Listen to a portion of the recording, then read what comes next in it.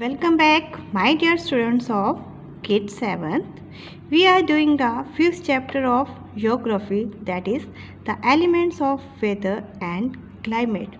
In the last video, we have studied about the types of winds, and the first type is the planetary winds or the permanent wind. Today we will study second type, that is periodic or the secondary winds. Let us start today's work. The two chief types of such winds are land and sea breeze and the monsoon winds. जो periodic winds होती हैं उसकी जो main types हैं that is land and sea bridge.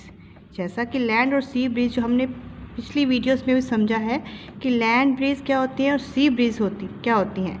These are known as the periodic winds and the monsoon winds, that is according to the season change the direction, that is also known as periodic winds.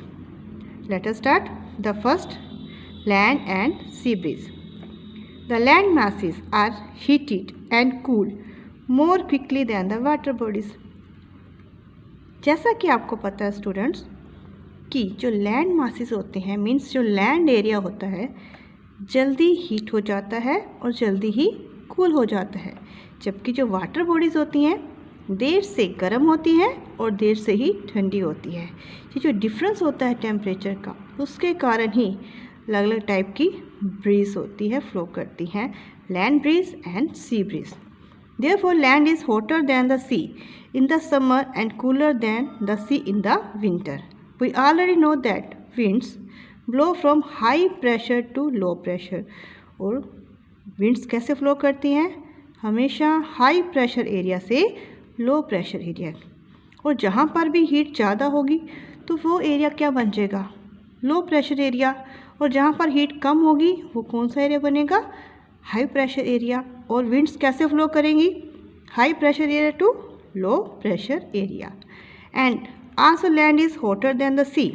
अब land hot होगी है than the sea during the day time and cooler than the sea during the night time. इसी के कारण आपकी land breeze और sea breeze flow होगी. Let us make it clear with the help of diagram. C in this diagram eight during the day time. Clear? This is the land area and this is water.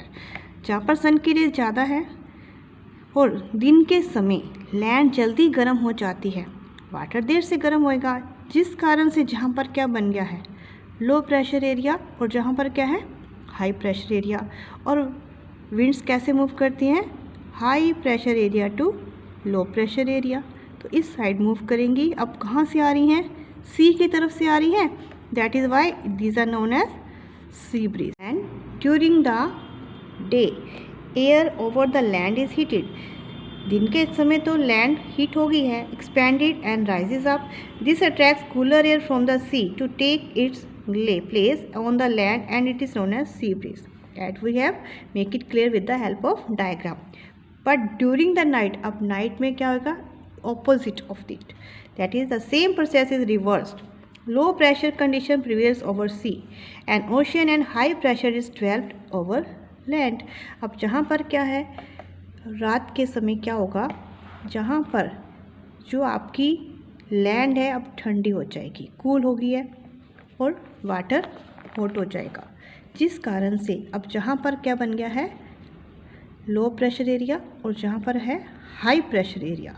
और अब winds कैसे चलेंगी?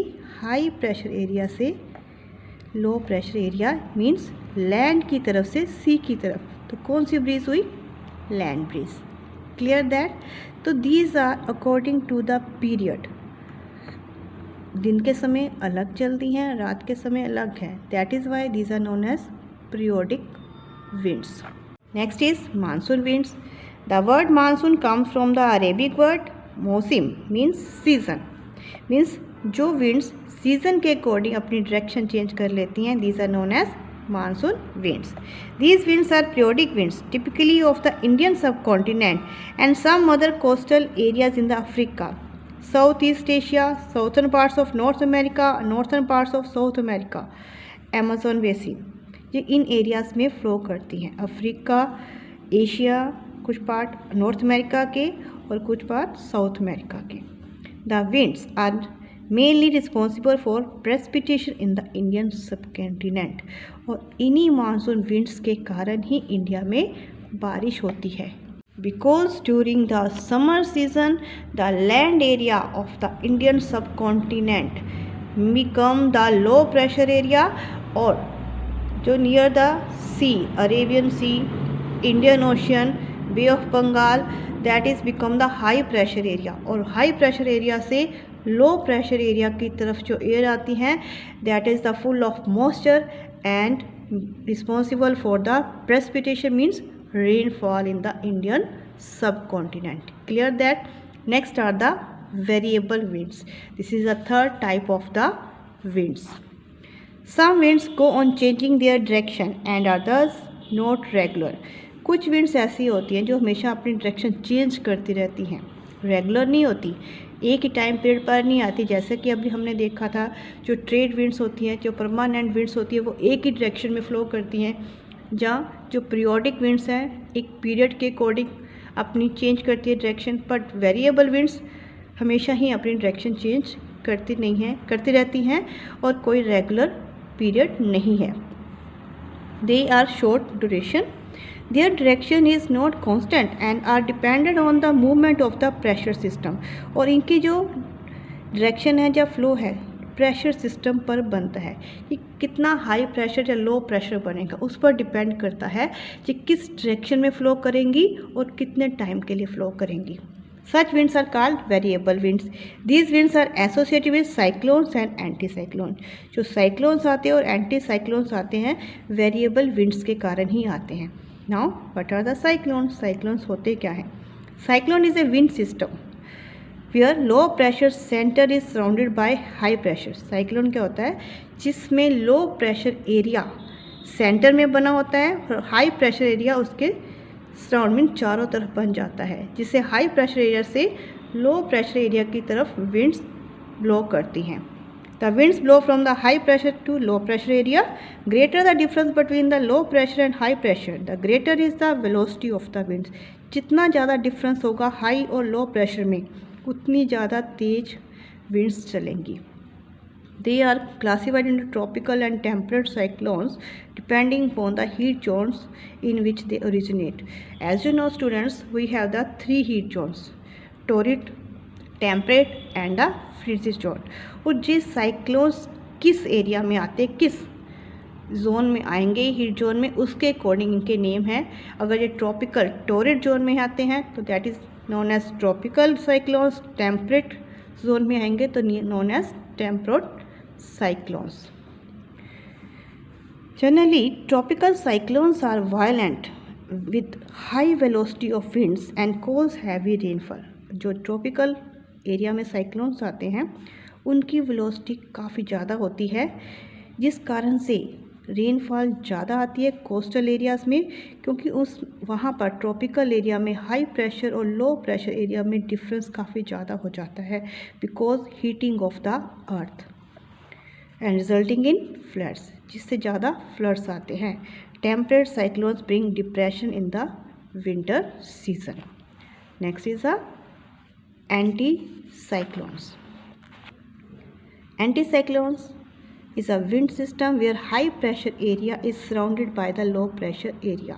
इसमें उसका reverse है, high pressure area अब centre में होगा और साइड में कौन सा एरिया प्रेशर बनेगा? Low pressure area. The winds blow from the high pressure area to low pressure. This causes light winds, clear weather and high temperature in summer and cold in winter। इससे क्या होगा? हल्की winds चलेंगी, weather clear होगा, temperature summer में ज़्यादा होगा और विंटर्स में कोल्ड होगा। These do not cause rain and may last for days और वीक फेड अवे क्वाइटली, जिससे ज़्यादा बारिश नहीं होती हैं। These blow in A clockwise direction in the northern hemisphere and in anti clockwise direction in the southern hemisphere. और जो anti cyclones किस डायरेक्शन मूव करते हैं? नॉर्थन हेमिसफीयर में क्लॉकवाइज मूव करेंगे और साउथर्न हेमिसफीयर में एंटी क्लॉकवाइज मूव करते हैं। Clear that? Now see in the diagram, these are the cyclones, these are the anticyclone. You can see students here the low pressure area is in the center and high pressure area in the surrounded area. That's why the winds flow from the high pressure to the low pressure area. These are the cyclones. और किस direction में move करते हैं? Anticlockwise. Anticlockwise means इस तरह, from east to west. These are the anticyclones. जहाँ पर जो है हाई प्रेशर एरिया सेंटर में है, लो प्रेशर एरिया सराउंडेड एरिया में है, जिस कारण से विंड्स कैसे मूव कर रही हैं? Directions, see the directions from the high pressure to low pressure area, and they move in the clockwise this direction from the west to east direction. Clear students? I hope all of you understand about the different types of winds, that are the permanent winds, periodic winds and the variable winds. Now it's your homework time. You have to check these statements and mark whether they are correct or not correct, and write the answer in the comment box. Thank you for watching the video.